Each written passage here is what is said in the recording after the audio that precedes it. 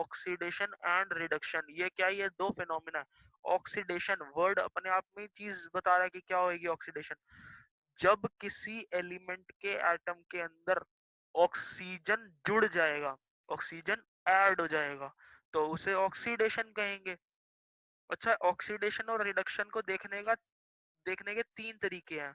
या तो ऑक्सीजन का जुड़ना, या फिर हाइड्रोजन का हट जाना, या फिर इलेक्ट्रॉन्स का लूज हो जाना। अगर ऑक्सीडेशन है ना, सिंपल तरीका है याद करने का, अगर ऑक्सीडेशन है तो इसका मतलब ऑक्सीजन जुड़ेगी, और जो बाकी चीजें हाइड्रोजन हाइड्रोजन का लॉस भी ऑक्सीडेशन कहलाएगा, और इलेक्ट्रॉन का लॉस भी ऑक्सीडेशन कहलाएगा।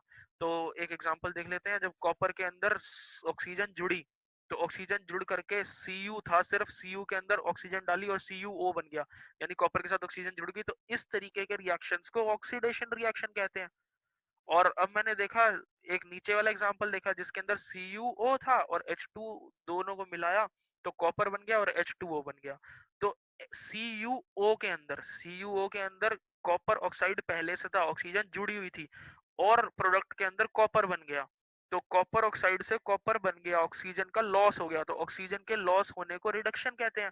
लेकिन यहीं पर अगर मैं कॉपर ऑक्साइड के साथ हाइड्रोजन देखूं, तो हाइड्रोजन के साथ ऑक्सीजन जुड़ गया, तो मैं ये चीज कहूंगा copper oxide is reduced to copper, but hydrogen is oxidised to hydrogen oxide या फिर वाटर। हाइड्रोजन ऑक्साइड का ही दूसरा नाम क्या है? वाटर।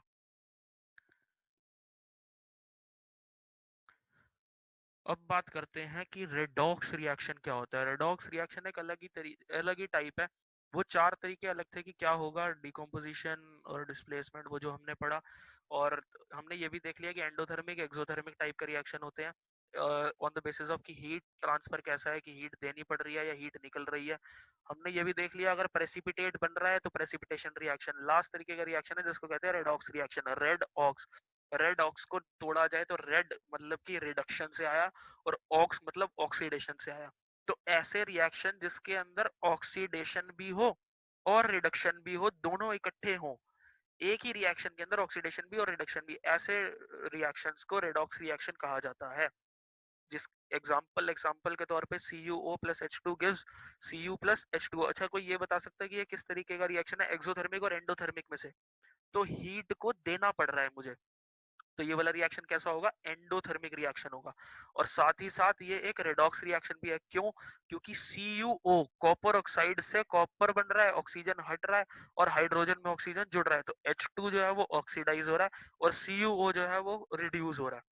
तो इसीलिए दोनों ऑक्सीडेशन भी देखने को मिल रही है, रिडक्शन भी देखने को मिल रही है, इसलिए ऐसे रिएक्शंस को रेडॉक्स रिएक्शंस कहा जाता है। So if a substance gains oxygen during a reaction, it is said to be oxidized. If a substance loses oxygen, it is said to be reduced.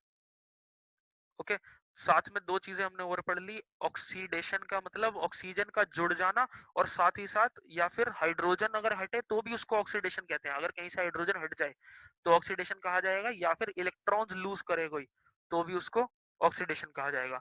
और रिडक्शन, रिडक्शन का मतलब होता है oxygen का हट जाना। तो अगर ऑक्सीजन का हट जाना है तो बाकी दोनों चीजों का आ जाना होगा, जैसे कि हाइड्रोजन का किसी के साथ लग जाना, और इलेक्ट्रॉन्स का या फिर गेन हो जाना। तो ये चीजें रिडक्शन प्रोसेस को डिस्क्राइब करती हैं।